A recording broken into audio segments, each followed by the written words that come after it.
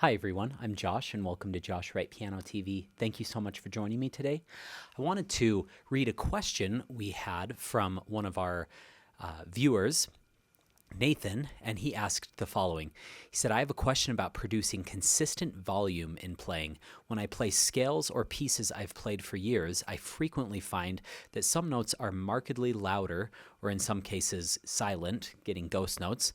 And no matter what I try, I'm unable to make the volume consistent. Because of this, some of the softer pieces I play are usually interrupted by jarring or missing notes, usually caused by the second, third, or fourth fingers in either hand.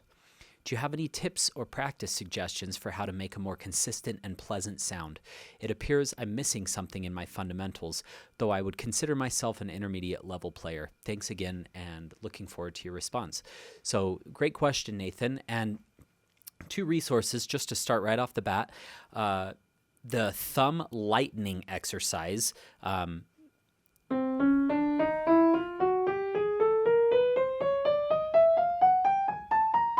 Very strange. 1, 2, 1, 2. That feels normal. But then 2, 1, 2, 1.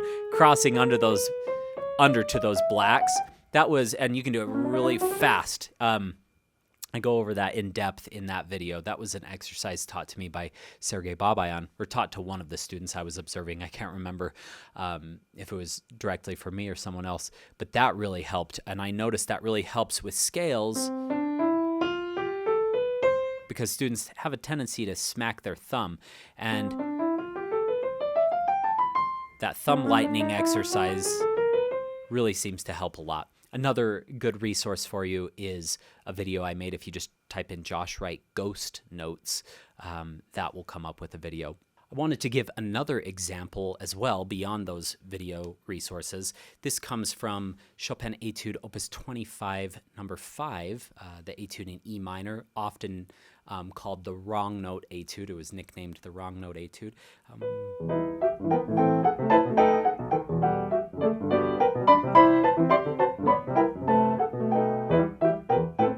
Really fun. I want to focus in on the middle section, and I have an entire tutorial on this too. So a lot of resources that you can check out. But this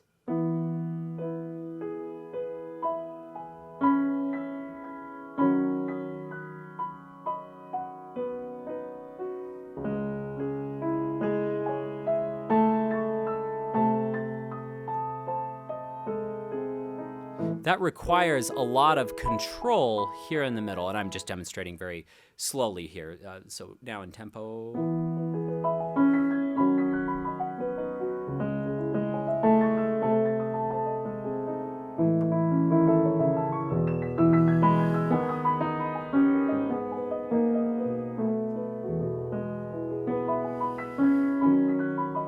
And I remember having to work a lot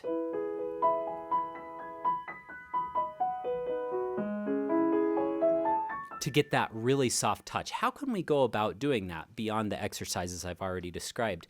One thing, this is just an abstract image that I liked to think of. I remember I really used this a lot when I was first learning the D-flat Nocturne by Chopin.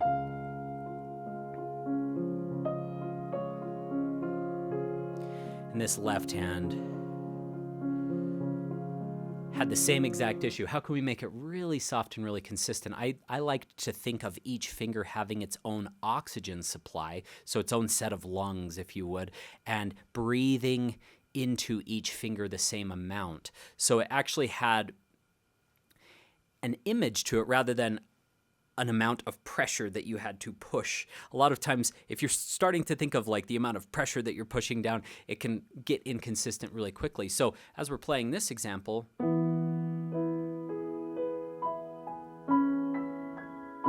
if I want to maybe come up just a little without covering that right hand line, I'm going to be thinking exhale, and almost thinking of the hand having its own oxygen supply and each finger having its own oxygen supply, and I'm just breathing the amount of I'm inhaling the amount of oxygen that I want, instead of thinking of I want 38 grams of pressure pushing down into this key or whatever it might be. We don't want to think in terms of mathematics. It has to be a little bit more abstract in order for us to kind of grab onto it, I think, because it is a very difficult concept. Another thing that really helps is consistency with the plane that you are on. So if you're going up and down a lot, now this is not a bad movement at the piano. This is a very therapeutic loosening movement. That's from Mendelssohn's Serious Variations. If you're jumping around a lot, or if you're playing some rapid octave passage, like in the Liszt Rhapsody No. 6, and in any chordal passage,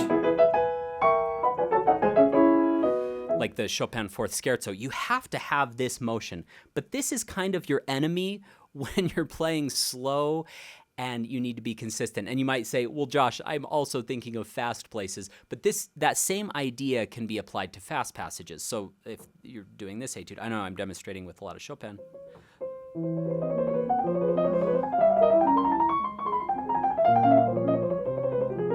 It's been years since I played that. It's a little sloppy, but that would be the same idea. I want to stay more or less on the same horizontal plane. So let's get back to our primary example here.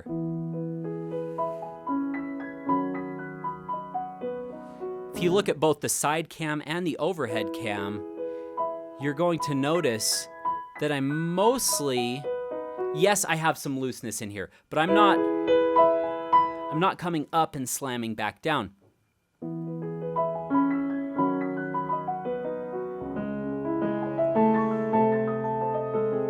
So that's very helpful. Another thing that really helps is the amount of surface area that you have on the keys. If you're really sharp on some notes, like very, very curved, and then you go really flat on others, and that one's really curved, I find that curved fingers, really curved fingers, especially when I'm trying to play very softly, can be problematic. So I don't like to be super sharp. I like to be a little bit flatter, a little more surface area, and almost be thinking, yes, I'm moving horizontally this way, but you can move in and out like this, in meaning toward this fall board, out meaning away from it, to accommodate the unique shapes of each figure. Shape meaning, that's a fifth, and it's spread out like that in my hand. This one's kind of a different shape because this is a black key going to a white key, so my hand's slightly more tilted. So you can use in and out motions. So I'm maybe going to come out, come up just a touch, just to allow that thumb to pass under. But for the most part, what I'm focused on is this. Just going back and forth. If you watch really accomplished pianists play that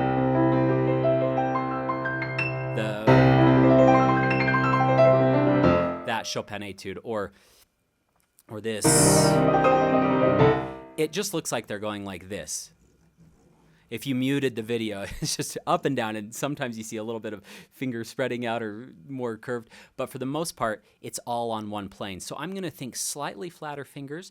I'm going to be thinking in and out to accommodate when my thumb needs to play, because your thumb's a shorter finger, so it might need to come in toward the fall board. Your hand might need to come in toward the fall board. So, because right here, look, my thumb's off the keyboard, so I have to move in.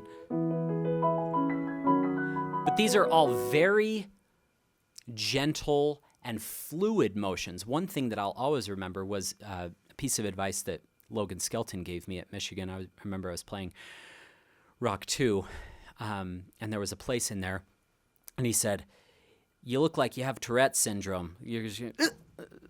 And I was like, and he always used a lot of humor in lessons. He said, "Suddenly you freak out."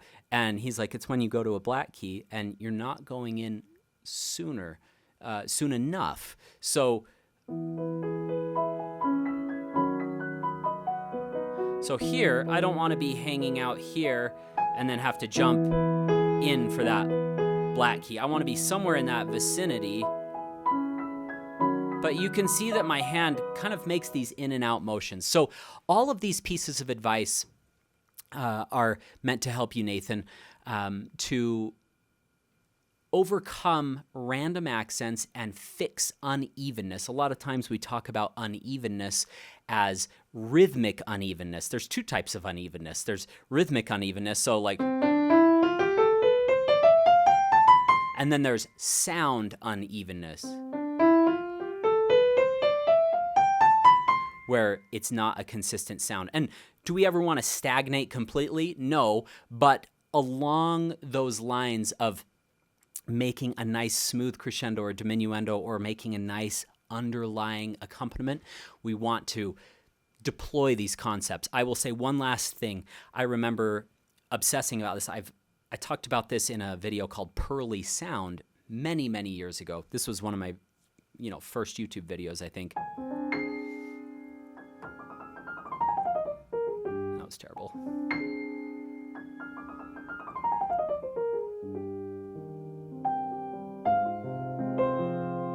From the Chopin F minor concerto, I obsessed over the Murray Pariah recording because I remember thinking,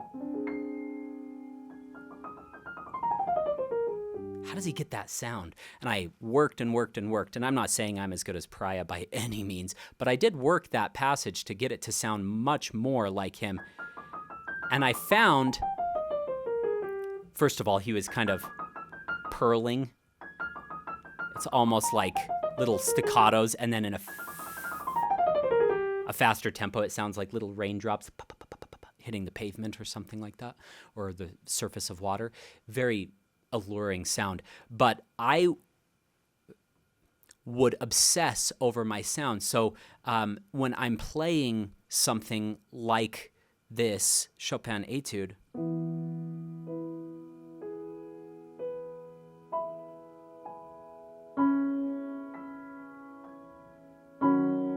you have to put in the work. It's going to cost time. It's going to cost effort.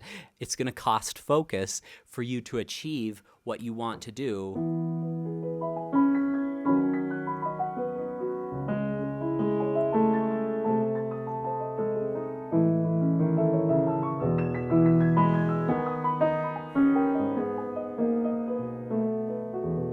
To get consistent under voices really soft, or to get the melody shaped without a random accent right there, to get that to resolve down. So go really slowly. That would be my last piece of advice, and it's actually like my first piece of advice is just go extremely slowly. That will really help. But I hope something in this video has helped any of you who are watching. If you wouldn't mind doing me a big favor and hitting that subscribe button and liking this video, that helps these types of videos get shared with more people around the world, which is the goal of this channel, is to spread as much good information as possible while I'm uploading these piano tutorials. Thank you so much for your help with doing that. And then finally, I will leave a few links to some extra resources. I'll leave a link to 2 of my paid courses in the description below. One of them is for pro practice, covering a lot of repertoire pieces and exercises like the Chopin Étude Op.25 No.5. We have a full tutorial on that. The library has over 500 tutorials in there now, as well as the VIP Masterclass series. Those are short videos that I answer each week of the month for members' requests. So if you have a specific request like Nathan had and you want me to answer those in a short form video, you can check out the VIP Masterclass series. I'll also leave a link for my free webinar containing 10 of my favorite practice tips if you haven't already checked that out.